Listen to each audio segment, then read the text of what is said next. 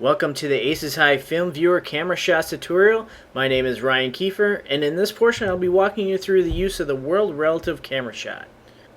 The World Relative Camera Shot has its camera's coordinates based off the X, Y, and Z space of the Aces High world. So its position is only relative to the world, nothing else. Also, the camera doesn't focus on anything, it's pretty much where you're pointing it. I guess you could say it's similar to GPS coordinates, but you could also set how off the ground it is. If this is confusing, you'll get my picture once we run through the tutorial. So to get things started, I'm going to open up my Aces High film. Going to let that load for a sec.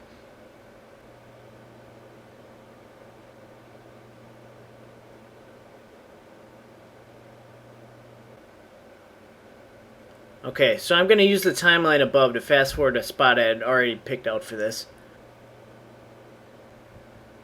Now when you're navigating through space in the film viewer, you have to turn on the pan view to properly turn where you're looking at and make sure it's always on. Occasionally I find that the snap view or the instant view turn themselves on and it can mess things up when you're trying to browse through the map. It's also important to leave it on internal and not external when using the camera shot system. Next I'm going to click on Setup Camera Shots and then click on New Shot. Notice that the first shot you do will be called Shot 0. From the drop-down menu you can select multiple shots you've set up before, but since this is our first one, we cannot. Below that is Shot Name, in case you want to name the shot so you can help remember what the shot is of. I usually leave it blank. And below that is Shot Type, which is default selected at World Relative. And next is Target Plane, which is where the camera would focus on, but World Relative doesn't use target plane, so you can pretty much ignore this. Open shots and saved shots allow you to save camera shots within an Aces High film file, so you can come back to it at a later day. Okay, so next we're going to move our view to set up the first camera shot. I'm able to move about the world using the arrow keys to move back and forth and side to side, page up and page down to go up and down, and using the keypad numbers to change the view direction.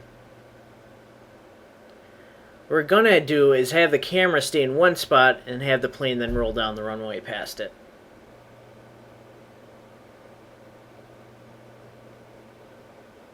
So I'm going to bring back up the camera shots window. I'm going to hit grab all in the starting camera area.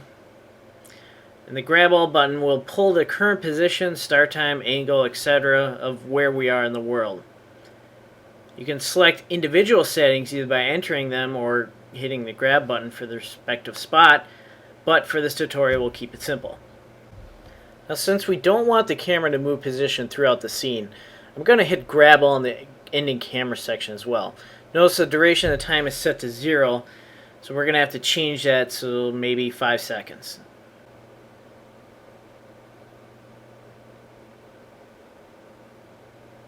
And now we can go up to play shot to see what it looks like.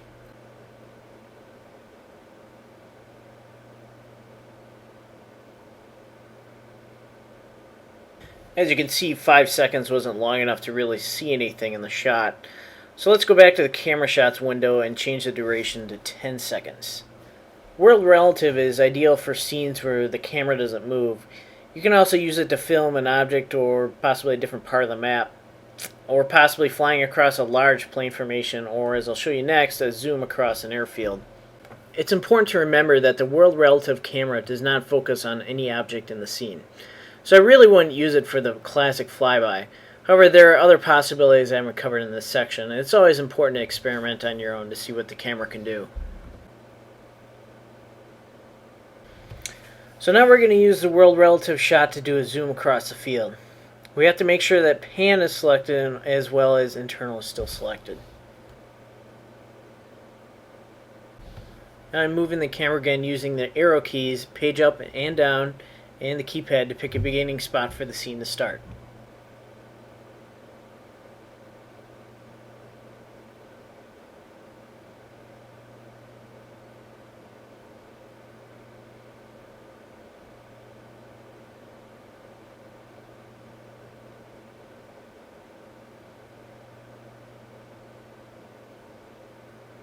So I'm going to click on Setup Camera Shots again. You also notice when this window pops up that the first shot that we did earlier is still showing up. So I'm going to hit New Shot again. Now this may be a bug but shot zero's data is still showing up on the screen. And sometimes the data will clear and sometimes it won't. In either case, I'm just going to go up to the drop-down menu and I'm going to select shot 1.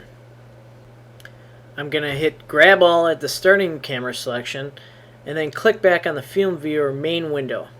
Now I'll position the camera where I want it to end up.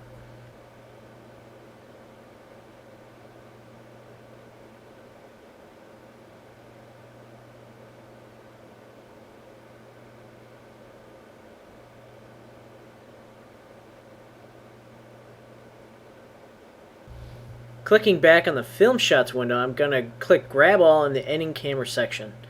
And make sure you set the duration of the shot again. Here I'll set it to 10 seconds and then I'll hit play shot.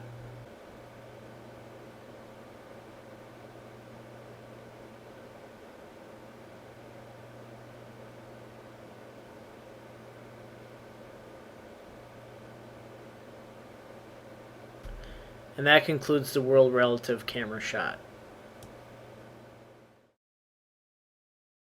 In this next section, I'll be covering the basics of the plane relative camera shot. When using the plane relative shot, the camera coordinates are based on the X, Y, and Z distance from the center of the target plane. Again, there's no focus for the camera, so it's shooting wherever you're directing it to point. It serves as a good setup for flybys, panning view of the aircraft, or just general moving close-up shots. Since we've covered the basics last time, I'm going to move a little bit quicker this time. I'm going to open up my film file and wait for it to load again.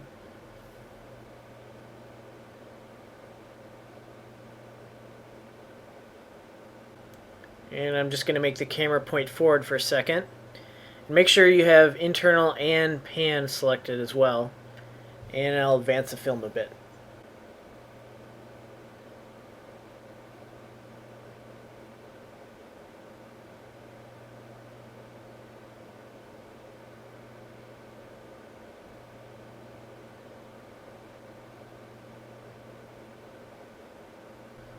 I'm going to click on Setup Camera Shots and New Shot, and I'm going to select Plane Relative under Shot Type and leave the target plane as myself again.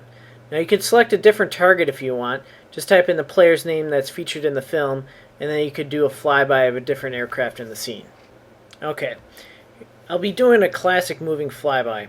The camera is going to move from front to back of the plane and also rotating to keep it in the relative center of view. Clicking back on the main window, I'll position my camera.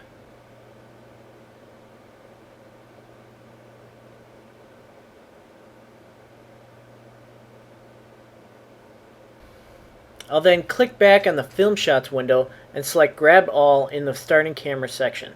And then click back on the main viewer window again and position my camera where I want it to end. Back again to the film shots window, I'll hit grab all in the ending camera section, making sure to set the duration, which I'll set here to 5 seconds. A longer duration would have the slower traveling flyby, but also more time would lapse in the film action and vice versa. Also notice that the coordinate numbers are not as large as they were in the world relative section. This is because the numbers are relative to the distance from the plane. And I'll hit play shot. Now I'm going to show you a kind of slow zoom close-up that I often use in my movies when I'm doing a kill shot scene. So I'll hit new shot, and this time it actually automatically went to shot 1. Select plane relative again, and then I'll position the camera from the starting camera spot.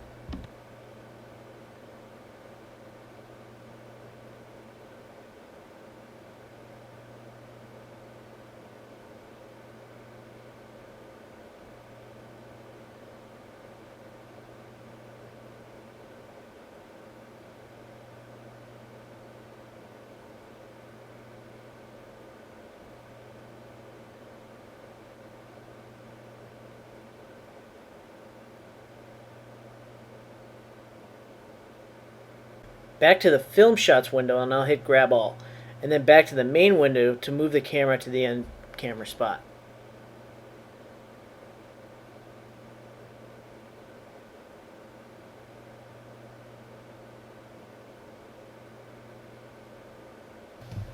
I'll hit grab all again in the ending camera section, and I'll set the duration to 10 seconds.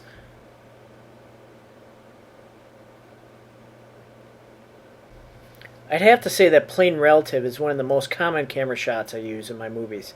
It's very flexible and lets you get in real nice and close when you need to be to the plane. Even a very slow moving camera is more dynamic than the action than a stagnant one. I always try to make sure that the audience feels that they're in the fight.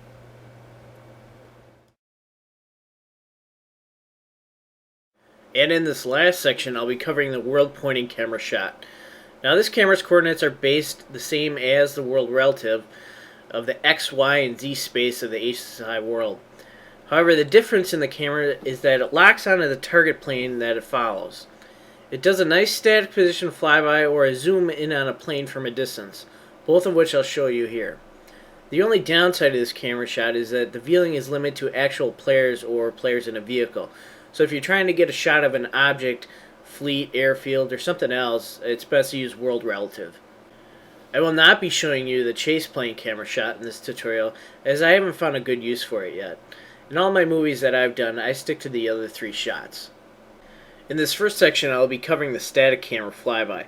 So the camera won't move in space, but it will track and focus the target plane automatically.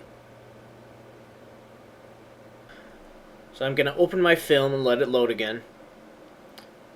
And then I'm going to click on Set Up Camera Shots.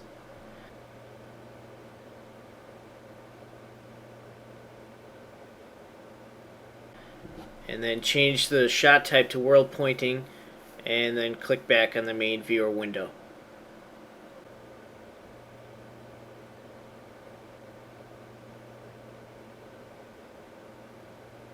Make sure that pan is selected, and I'm going to position my camera. Now, since the planes are doing about 200 miles an hour in this film, I'm going to need to place the camera a ways away from the target plane, or else it's going to be a really short flyby.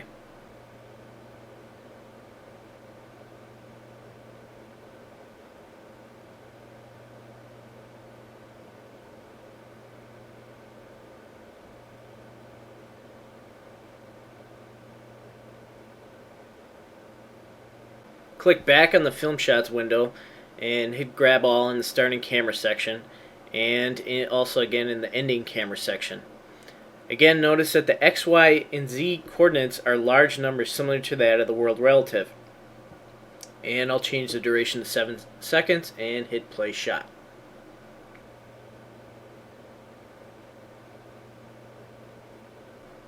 There we have a very useful flyby.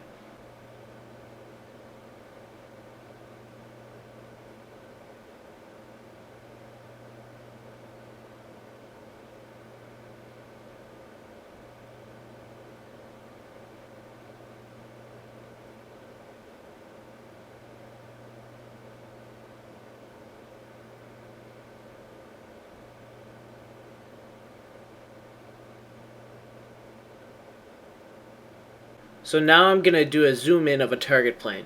But this time I'm going to change the target plane off the default plane of myself.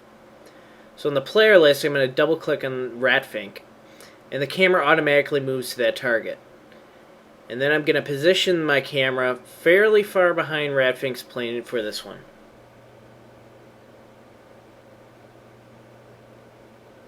Click back on the film shots window and hit new shot again.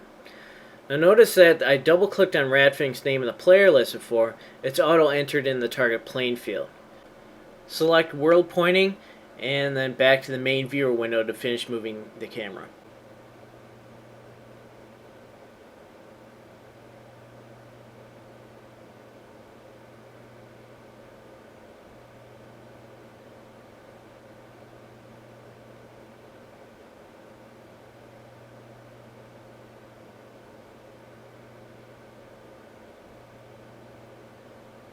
And click back on the film shots window and hit grab all in the starting camera section. Now since I'm not sure where in the HSI world the plane is going to end up, I'm going to need to advance the film, say by about 10 seconds by hitting the play button. This will move the camera as the film is playing, but since we hit grab all, the starting camera position and time are saved. And hit pause. Don't hit stop or that'll reset the film to the very beginning. And then I'll move the camera to where I want it to end up. Don't worry about trying to center the camera view on the plane. The camera shot will do that for you.